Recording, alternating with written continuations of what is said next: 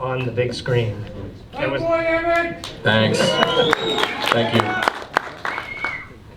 it's a real big screen experience, and as I said at the beginning, it feels like it fell through a time warp from 1989. Which is nice. This is a real triumph in, I guess, what you might call micro-budget filmmaking. There was not a lot of money that went into this, but boy, you made it go a long way. So I'd like to ask you, what did you have to beg, borrow, and if you want to tell us, steal, to make this movie look the way it did? I refuse to be criminally implicated, so we didn't steal anything. But I think it comes down to like using the money properly. Ian Carlton, our cinematographer who shot it, we established early on how we wanted to shoot it to kind of emulate the style and the aesthetic of that time. Like I'm a huge proponent. I've always loved 80s movies, early 90s movies. We couldn't afford to shoot it on 35mm film, but we got damn close as much as we could. So shooting old anamorphic lenses, we lit it kind of how they lit things in the 80s, old tungsten lenses. Even just the editing process, it's like you need to edit certain things. Like movies nowadays, they're very updated in the way that they're edited, and there's laughs and it's all these things. Like we really had to temper that and do that properly so it can come across authentically. And it's up to people to decide, like, oh, did they pull it off or is it cheesy? I think we tiptoed the line. It's like a blurred. It's like we tried to do it. So Yeah, there's definitely some cheese, but also but it's good, and it's also very serious. There's a serious undertone there, a lot of things going on. Yeah, I think it's important. I think the intention, the one thing I will say, I love how certain actors here tonight hadn't seen the movie at all. They'd only know the script from their scene. So Tiger is here, William killed it, give it up for him. Fantastic. The announcer is also here, David John Phillips, fantastic performance. What I think was important was at least intentionally was the conviction, where we will play it very, very, very straight. And it's a very meta film. I think that it's like, if you watch it, you'll kind of understand as it unfolds, because the characters and the audience, for that matter, you really buy in as it goes on. We made it very boring up front on purpose, like a slow exposition. You're like, oh, what the fuck are we doing here? And then it slowly builds, and it just gets more and more outlandish. But because we package it in a way that is like you mentioned, the style, we try and sell it. And with the music, Matt Chalmers is here, the composer. Please give it up for Matt Chalmers. Countless nights of he and I up at 3 in the morning talking and going back and forth is like insane. The score is one of my favorite parts of the movie. It will be out on Apple and Spotify December 19th. I feel like we packaged it like it's a very serious thing, and with the trailer and everything, so you don't know going into it. And if you totally take it at face value, if you take it as like, oh, this is an 80s movie, that's fine. But also, it's very serious about being ridiculous. And it would kind of just unfolds in front of the characters and in front of the audience. And that was the intention, because in what contemporary movie are you gonna get a fucking Connect 4 tournament and people take it seriously? And little things like that where it's like, it's I don't know, I love the 80s movies, but it's like, it's kind of like camping. If you're making food and something drops on the floor, you're like, oh, we're camping, it's fine. It's like, oh, what, we killed a guy and got the key to the city? Oh, it's the 80s. That's kind of where I was going at it from, and you don't really know until you go through it, but I think upon a second watch, or maybe you'll understand like the intention behind it. So we really tiptoed that line between like being ridiculous and serious, and ideally it comes across, because it would suck to early sell out. If we were to like, if there was a telltale sign where it's like, this is insane, this is a farce, this is absurdist, we made important decision to try and not sell out ever. So hopefully that came across. The Connect 4 is inspired, I have to say. It's also great that we get the notion that there were these past tournaments where there were tigers, or there was a shootout that no one remembers because I guess they all died. That's right. But yeah, it was the 80s, so yeah. I'm curious, I know this film has been a long time happening. where did the process begin for you? It's always in the writing, first of all. So how long has this been tumbling around in your head, playing Connect 4 and moving to astral planes and having motorcycles pop out of nowhere with ninjas on them who then get shot by characters who just came out of nowhere in a wonderful way? Where did that all begin? That's what happened all the time in the 80s. Short answer, too fucking long. Long answer, you know, the impetus behind it was kind of, so Ira and I, I've been friends with him for almost 20 years now. We really loved 80s movies.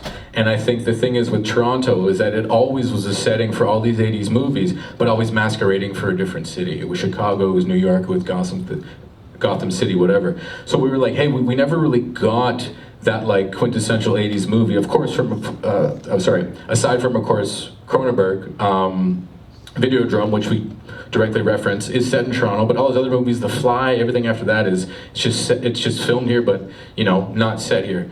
So we were like, let's not set a movie here and film a movie here because it's cheap. Let's do it because we actually live here, and it's almost like a character of the city. That was kind of the point behind it, where it was like, yeah. Toronto in the 80s, like it was really cool. There's all this like little tidbits of nostalgia that we all know and can kind of pick up on, but it's not shoved in your face. In the same way like CanCon, where it's like you know when someone's trying to do something, where it's like we just couldn't help it because we live here, so it is what it is. Yeah. And it's a lot of work to disguise the city because it has changed so much in 35 years. It has, but also that's just like deciding where to shoot and what to show, etc. You know, there's a big difference in doing, you know, fashion. These people look this way, or we're shooting here. But then, you know, we did take, I wouldn't say painstakingly, but we took effort to like Photoshop out condos and like any sign of like modernity were like gone, and we wanted to make it a point where it's like, yeah, this is Toronto in 1989, all the way down to the PSAs. I'm a product of the 80s, and it was a lot of PSAs like stay alert, stay safe, all that type of stuff. And it was like, this is kind of, we wanted to set the stage for like late 80s Toronto, what's happening. Brian Mulroney's the PM, the Skydome was just built, we're going in. Well, I'd like to see if there's any questions in the audience, and it's going to be hard for me to see people. Yes, please. But if there's anyone who wants to throw up a hand, and we don't have mics, so yep, you sir. Where did you get the Porsche from? The Porsche was from a locations manager named Jason Harriet. I'm not sure if he's here. I invited him. He just had a fantastic quiver of Porsches. And he was like, shit, don't pay me, make me an EP. And I was like, sold! And so the Porsche was awesome. I will say, I mean, you can't have an 80s movie without like that quintessential car, going back to Miami Vice, going back to anything, but we really we should have been arrested the way we filmed that. Like we rented a thing, we put the Porsche on this trailer. Ian, our DOP, is in the back of a pickup truck filming it. You know, we basically went outside of the X and did like a block around. And cops drove by and everyone's just like laying back in the car, like we had to, you know, mob it back because it's literally illegal to be, if you're in a towed vehicle, let alone a drop down Porsche behind a truck. It was very like, when you say about stealing stuff, we stole that shot because we should get away with that. And you know, there's a lot of things, you know, you think of Miami Vice and early Michael Mann stuff, all the cool car shots, we'd have loved to do that, but we didn't have.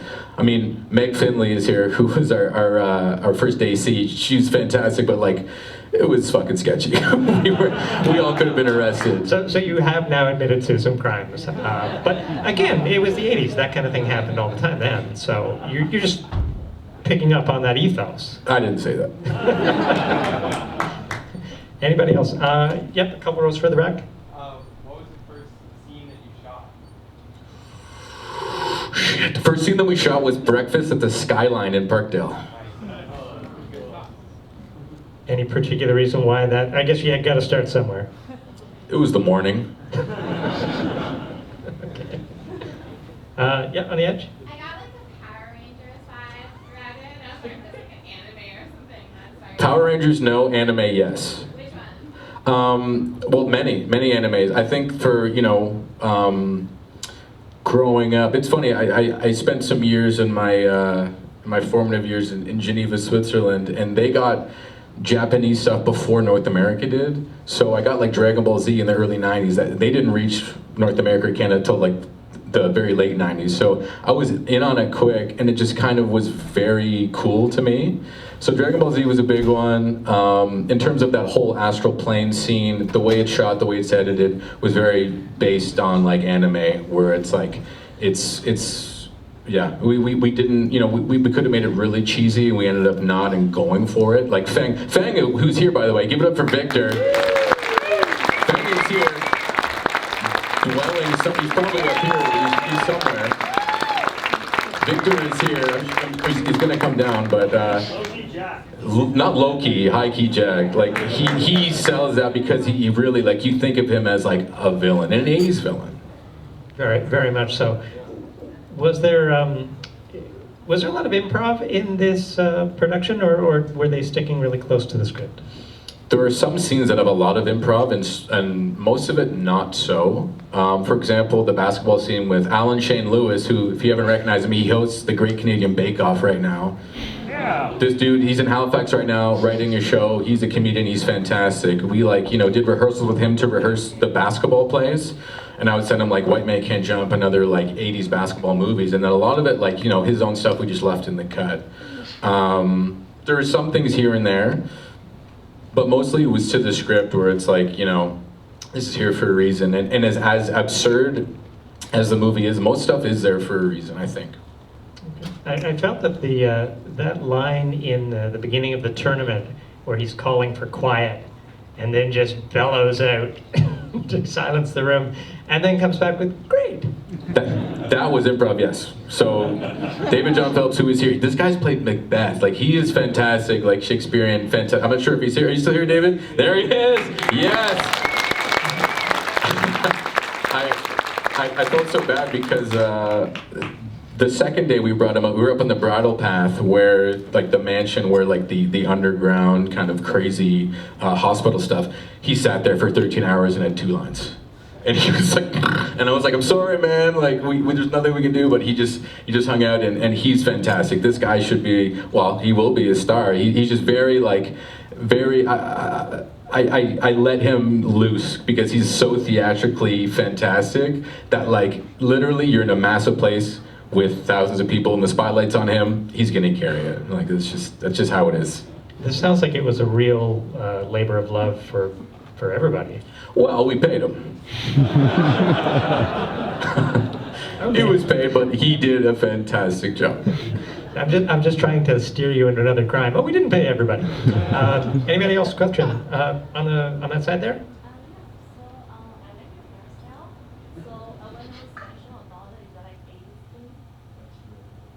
Your hair. What about it? Oh yeah. Yeah. So it's funny that's an interesting question. For the short film, the short proof of concept that we, ended up making the feature film was in 2016. I've had this hair for quite a long time. It preempts Stranger Things coming out.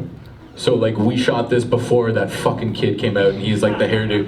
This was all before that. So yeah, it's obviously a blatant decision, but also, like, not a Joe Dirt mullet. There's nothing that's like outlandish or ridiculous. It's about, like, yeah, it's tastefully done that you can believe it. I think conviction was a huge part of it, where it's nothing is like so far out of left field that you're like instantly you're like, I don't believe it, this is too much. And that one with the writing as well. Like, I feel like there's certain things, there's certain 80s lingo in there, no duh, you got a Pontiac. There's things here and there that are like put there on purpose, but not like not so much in your face that it seems like low-hanging fruit, that it's like totally on purpose. It's like, if you can pick up on it, that's great. If not, we're moving on. Yeah, nobody's leaning into the delivery of those lines. I don't think so. No. I mean, ideally not. I think it was fairly understated, for the most part, on purpose. That it's like, when you think of an 80s movie, you think of cheese, and like, it would have been so easy to make this like a classic buddy cop comedy where like the setting is the comedy, where I really wanted to deliver it as like, it's serious, but it's also seriously ridiculous, but you find out as you go. Yeah, and you've got all of those beats. You've got the dance off, you've got the random cocaine moment. Correct, yeah. Which there's the 80s that you have to Hey, have there you see. Now we're talking. Now you're picking up on it. It's like it's a melange, and I think for those '80s movies that we all love, they all have their signature moments. And then for me, it was like, let's stack these, and I think the way the trajectory goes, they just kind of get stacked more and more. Where at the end, you're like, what the fuck just happened? Yeah, well, the Connect Four, I keep thinking back. You had it's almost a Squid Game vibe, but again, before they came and did their thing. Yeah, and I mean, if I want to double down on that, the whole astral projection was shot in infrared, so everything is inverted. Skin looks very ceramic. Like Victor being Fang, his veins are popping out. This man is yoked. He's like ready to go. That's not CGI. The new Dune uses infrared, so I'm thinking Denis Villeneuve has always been biting my shit. I'm just kidding. A question in the front? Yep. I have not gone to school for acting or directing. I went to school for other stuff that was great, and it was fun, and it was an experience. But no, I used to do stand-up comedy, and that kind of turned into, you know, writing sketches and acting in sketches and kind of doing that stuff. And then you're writing, you're directing. I then made some short films, made a show called Herbert, which was kind of a short show that I kind of learned how to, with Scott McIntyre, by the way. Scott is here, he's a cinematographer, he did all the color on this. We shot that together and kind of learned like how to do stuff. And it's 8 episodes, we just got better and better as we went along. That was stuff that would later on inform how I make stuff. So I didn't go to school for that, but Herbert and making other things, you know, all in high school I'd always make stuff or whatever. I never actually took any film classes in high school. I thought it was a waste of time, or in university. I took screenwriting and stuff like that, but there was never anything like official or anything academically involved with it. I just watched a lot of shit. You do wear a lot of hats in this film. Is there one element of that that you gravitate more towards, that you enjoy more or less? I think in the process of making a film like this, obviously they're chronological. It's like you write something and then you direct it, but the acting kind of comes in at like the final 20%. It definitely is the last thing you can focus on, because you're on set, you set up a shot, and we had great people on set that would allow me to, like, you know, think about stuff and not have to nail it first try. I mean, it's important to hire people that you feel comfortable with and you're able to make stuff with, and that was awesome. Like I said, Meg is here, Meg Finley, she's fantastic. Yeah, it's kind of like you need to do everything else and acting is the last thing. So, yeah. Sort of the middle there. Yeah. What's up, Happy? I got a question with regards, well, 3 questions really. First question is, you mentioned in the write-up for this that you were really influenced by Thief, the movie, and I believe Scanners was in there somewhere. Michael Ironside, I saw some of that in the movie there, but I also saw a lot of Wim Wenders and a little bit of Buckaroo Banzai. And so what I really wanted to say was I really like those aspects that you're showing. I think, though, that there's a sequel in here somewhere. got lots of material, so I'd really like to see a sequel of this, please. Going in again. I'll get the title right next time. Going in once more. I love the getting in. Are you getting in? That's right. The Buckaroo Banzai reference is fantastic. If you haven't seen this Peter Weller movie, it's like, it's more on the fantastical side, where it's totally, I mean, there are a lot of good stuff where it's like jazz musician. There's always these weird things, like every character lives in a loft. There's like these 80s, there's like these quintessential 80s stuff where it's like we had to plug them. And it's, like I mentioned, it's very meta because we're so like 30 years removed from this decade of cinema, where it's like we know why they did this, we can do it now, but for kind of different reasons. Buckaroo Banzai is a batshit crazy movie. I like it quite a bit, but it definitely is, it sells it right away. You when you're watching it, you know it's ridiculous, and I feel like this one, intentionally, we kind of eased it in through the conviction, where it's like, you don't really know how it's, like, based on the trailer, we didn't show any of the astral plane, any of Feng really, and it's kind of classically set up of like a Bruce Lee movie where it's like the bad guy only shows up a quarter of the way through and he's gonna fuck you up, and that's kind of it. You don't like, you don't really see him before that. So thanks for that. That was a great. Oh yeah, thanks. You do have a built-in sequel with the detective agency that they announced they're beginning right at the end. But what is next for you? Are you working on something new? Yeah, I am working on a script right now. That's another feature-length script. I have two actually. The one is a full-length version of a short I did called The Gold Paddle, which people have seen here. That's one, and the other one is like I don't really want to divulge too much, but yeah, we've got some cool talent attached to it that were featured in the Going In short movie. Yeah, that's all I'll say, because I don't want to.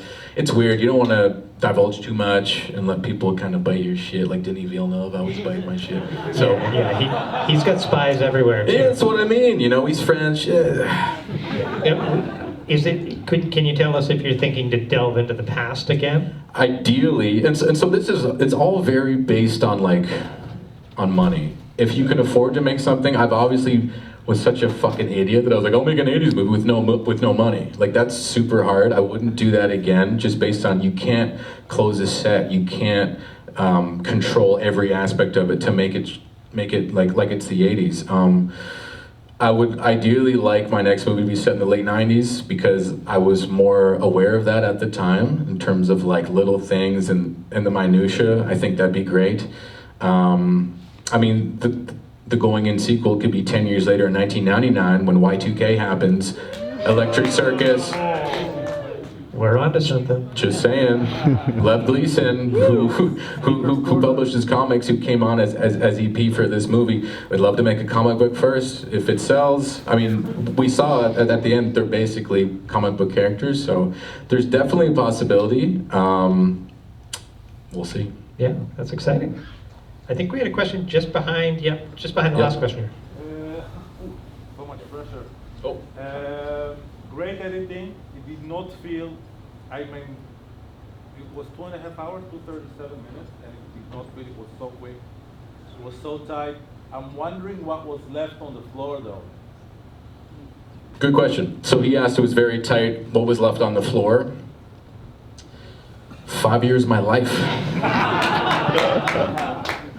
Yeah, there's a lot of stuff. I mean, again, modern movies, they're so trimmed, and there's really no fat left on the product. So it was tough to cut stuff, but there were some scenes that were cut. There were some scenes that were kind of, what's the word? Expedited, but really not much. Like we pretty much shot true to script, I think. Some things here and there. We did do some other screenings where we took feedback. We're like, hey, this doesn't really work tonally. Let's just switch it up. So I would say all in all, it maybe switched from earlier cuts to later cuts, maybe like 2.5 minutes, like not much. And I think there was somebody closer to the front. Oh. Yeah. Yeah, did you write this with the intention that you read it? Yeah. Fuck yeah. Yeah, I mean, it's interesting. Like I said, it kind of stems from the stand-up comedy. If you're writing sketches, it's generally for you to be in it. And that kind of just, snowballed into what this is. So that was always the case. Like I said, we did a crowdfunding in 2016. That was always the plan, and so it was never not that. It'd be tough to sell a script like this by itself if it wasn't like all this other stuff, if we didn't have all these people helping out or being involved. So yeah, I was always going to be in it. I don't know. Yeah, I don't know. I don't know. Maybe if we go back in time and get like a young James Spader or something, he could do it. But actually, he would have killed it. Yeah. A young Christian Slater. Christian Slater, sure. Yeah, that's a joke in there. Can you tell us a little bit about some of your, not necessarily references in the film, but your own 80s filmic education? Because you seem very steeped in this, and I'm wondering how that began, and what's some of your touchstones are. A lot of them weren't referenced in this, but I think growing up as a young kid in the '90s, people that know me and my family can attest, I would just be up late at night. I still am a night owl, and the movies that are on late at night would inform quite a bit of like, oh, like I've seen this, like Highlander, for example, Christopher Lambert, Sean Connery, pure Queen soundtrack. It's a fantastic fucking movie. Right now they're redoing it with Henry Cavill.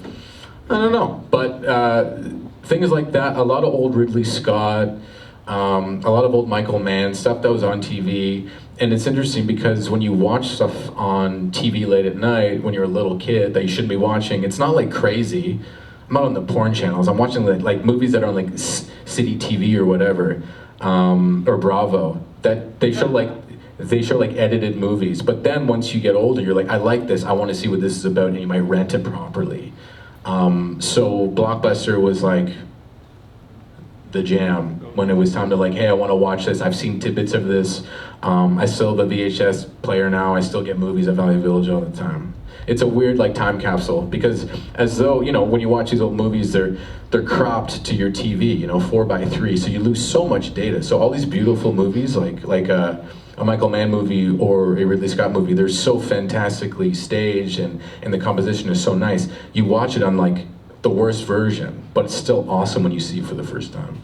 Yeah, so it sounds like, yeah, so late night City TV was your gateway, and then Blockbuster was your first dealer, I guess. Yeah. Again, trying to get you to admit some crimes. Yep, right there. So you're obviously playing the original Nintendo. What's your favorite original Nintendo game of all time? Super Mario 3. Which is featured in The Wizard with Fred Savage. If you remember, it shows like, that's the first time they show the Power Glove, all that stuff. Yeah, that game is goated. What were you playing in the actual movie? Double Dragon. Oh, Contra.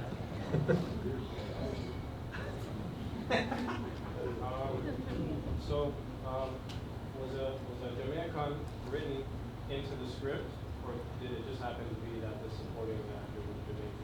So that was a conscientious decision that, so Ira, his dad is from Trinidad, but he was always working at the gym and there'd always be trainers that would yell at him in Jamaican or patois, so he would do it really well.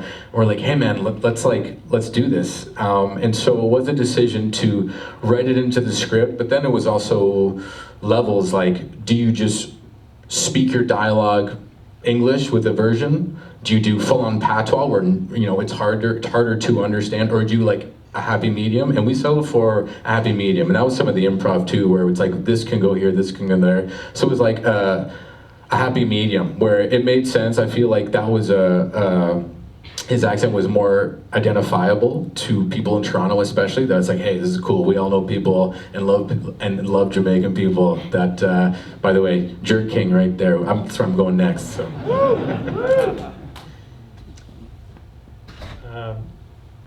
So I'm looking for hands. Oh, there's two hands. Yeah. Yeah, great movie. And I'm wondering, did the constraints that you had to use, whether they were budgetary or shooting above street level to avoid modern things, was there anything that kind of came out of the constraints that added a vibe you didn't expect, that gave a tone to the film? I felt there was some kind of like uncanny element about that. Great question. For the most part, I mean, I'm not gonna, you know, be woe is me, but budgetary constraints everything. Like there's like almost every shot in the movie, I'm like, we could have done better if we had money or access to something. But to answer your question, we shot in a lot of alleyways. That I feel like it's a classic, like when you think of like a raw, gritty alleyway movie, like you mentioned, like early Michael Mann, that, you know, Thief from 1981 is a fantastic movie, and it's like, it becomes almost a character, it's that raw grit, so that was really cool. And I think, oh fuck, what was I gonna say? I think that when you're making a movie that's so small budget and character driven, there are little characters, like for example, the city's a character, the score is a character. There are certain things that all kind of bleed into this project that you're seeing, you know, in real time. So it definitely helped. I think because we couldn't shoot massive stuff or massive sets, that it made it more about the characters. So to answer your question, I think that's what it was, because we shot this for 80 grand, so we didn't have a massive budget to do anything I wanted. And I think there was one questioner just behind you. No, I was just calling you attention. Oh, you were just helping Actually, out. I have the last question. Evan, amazing movie. such an Yeah. awesome vibe on set, and really amazing to see you put it all together. Thank Do you you. have a favorite scene? Favorite scene? I really like the basketball scene. I'm a hooper. I play basketball a lot. There are many guys here who I play basketball with. That scene's really cool. One of my favorite movies. Well, there's like a couple quintessential '80s basketball movies, but I really like that scene. Favorite scene? I really like the ending now, based on the score and them going to City Hall. It's like really, I wouldn't say cathartic to me, but the way that, like that score was recently done by Matt Chalmers. It used to be something else. So the way, when you edit a movie, you edit to temp audio. You might get score from a different movie and use it and be like, okay, we need something like this, and then the composer writes something. With working with Matt, I would edit to the music and say, what if it like this? He would write something back that's better than that stuff. So I would then be like, oh shit, I need to edit differently to that music. And then he would do that and we would finish it. So it's like volleying back and forth. So that was really cool. And I totally forget your question. Favorite scene was the ending, yes, because the music really, it's like very, very positive and it's cool and it just, everything about it sounds like the 80s. And because it's at City Hall, because it's seen through TVs, you kind of forget, like, these guys murdered a guy and they got the key to the city. It's like, it's one of those things where it's like, you kind of suspend your disbelief because it's hilarious. It's like, yeah, they totally killed a guy in the subway and they cut this little fucking kid's hand off and they do a bunch of drugs and they do all these things and then they get the key to the city so they can be the faces of this, like, you know, Substance Abuse Awareness Day. Which is the most 80s thing I could think of. That's what it's all about. All right, well, I think we're out of time, well, it was so fantastic to see this on a big screen. Thank you, Chris. December 19th on smaller screens everywhere. Getting in. Yeah, I want to thank everyone for being here. Thank you very much. A lot of you here have been here since the very beginning. Whether it was Indiegogo, whether it was our screening peak COVID, whether it was our screening last year. Thank you very much. We would not have completed it without, I guess, the support. I want to shout out Fatty Hakeem and Lev Gleason for coming in and being like, hey, let's finish this movie. Let's get it out there. He loved it. He was a huge proponent of being like, wow, it's the 80s in Toronto. And I was like, giddy up. And then we ended up finishing it. Vortex Media, obviously, for coming on and distributing it. Yeah, I want to shout out Ira Goldman. He couldn't be here. There's so many people that couldn't be here based on, you know, other things they had to do. But ideally, you can tell it's not this movie that people just wrote, shot, and just fired it off. I think ideally you can kind of see the nuance and the care, and yeah, I think that's important. That you can see it's like, it's kind of a love letter to Toronto. I think that was important to me, so. Yeah, Toronto. Thank you. All right, the after party,